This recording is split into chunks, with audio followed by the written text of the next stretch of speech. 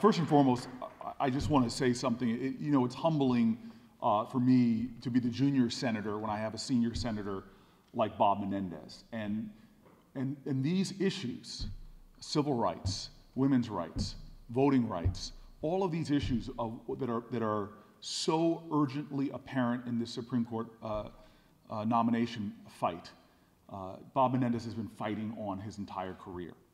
And I think for a guy who has been a trailblazer, who was the first Latino to serve our state, for a guy who has spent his entire career, not just for fighting for himself to get respect afforded to a poor kid growing up in Hudson County, but he's been fighting from the beginning of his career for other people to get the respect and dignity they deserve.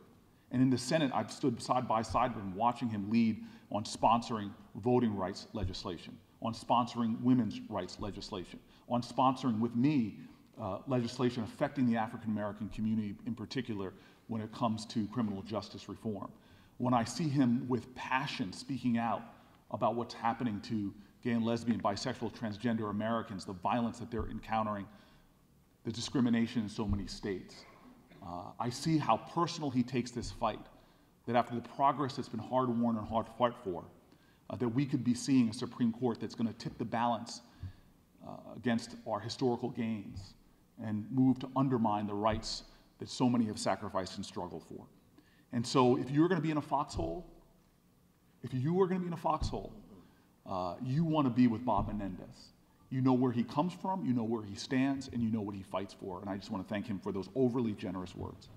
I want to say that I was a former mayor. A mayor to stand next to you, it's a little humbling because I now have traveled across the country, and I say this, and I hope your folks are recording this. This is one of the greatest mayors in America, and what you're doing, I just really appreciate the kind of leadership that you have.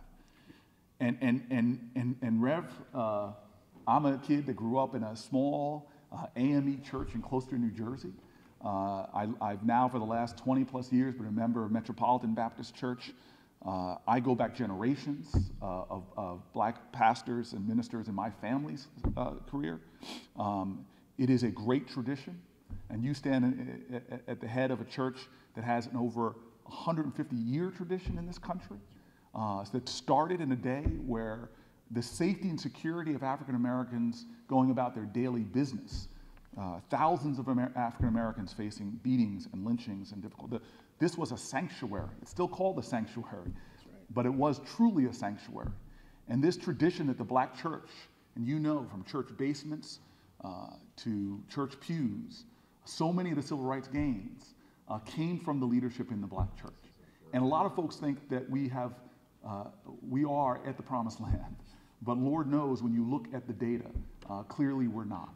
And so for you to host this press conference, for you to continue to be that kind of leader in our communities, for you to continue to speak truth to power, really means a lot to me and inspires me and Bob to do the work that we're doing. I want to be very brief.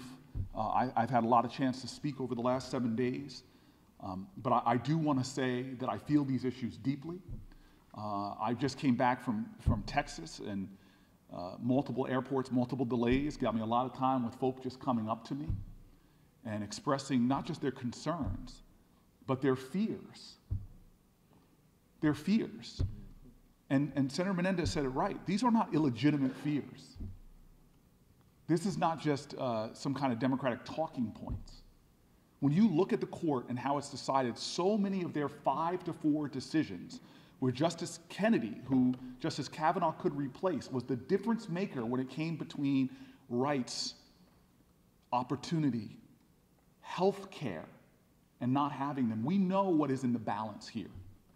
And if you survey what we do know about Judge Kavanaugh's record, which is limited, we already know enough of how he will decide and change the balance of the court, whether it's in a woman's ability to control her own body and make her own healthcare decisions. We know where Justice Kavanaugh stands. When it comes to this sham going on in America right now, which is the constriction of voting access and voting rights, where literally a federal court talked about what North Carolina did as designing a voting system that was as if they were working with surgical precision to deny African American votes.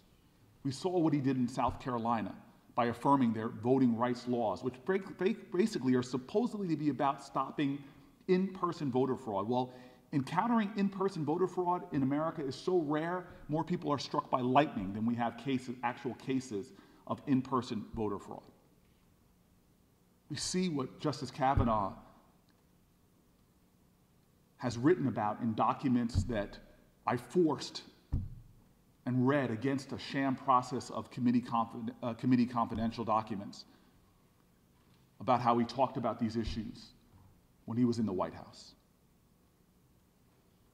But I just want to, in the few seconds I want to remain before you, I just want to reiterate this outrage. And it should be an outrage to all Americans, left or right, Democrat or Republican. It should be an outrage to us all. That we see Republicans now rushing to confirm Brett Kavanaugh when the totality of his record, when his relevant work product has not been revealed. We have only seen about 10% of his relevant work product. Imagine this. The public has a right to know who we're putting on the Supreme Court. The public has a right to know what he stands for. The public has a right to know his record.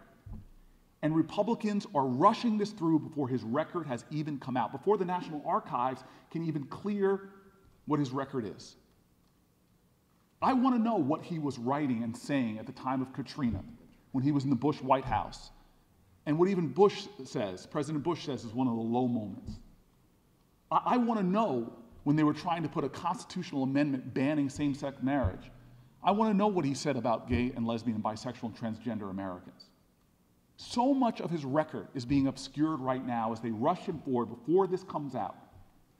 America has the right to know. And to add insult to injury to this obscuring of his record, of this hiding of his record, is the fact that the small amount of documents, 7 to 10% that they did release, they then tried to call it was committee confidential and that America couldn't see those documents. And this is why I have said time and time again, and will continue to do, I will continue to release these documents because it is a sham process. I respectfully told this to the committee chairman, that the documents are not national security. These documents do not have sensitive personal information. They're documents with titles like racial profiling and showed a willingness of our nominee to consider using race when it came to making law enforcement decisions. We have a right to know, the public has a right to know, and this process should not continue until we have transparency, until we can review his record, until we can scrutinize his record. And no senator should vote on this candidate without seeing his record. We have a constitutional obligation to advise and consent, and you cannot do either of those things unless you can scrutinize the record of the person before us. They are hiding 90% of his relevant work, and that is unacceptable.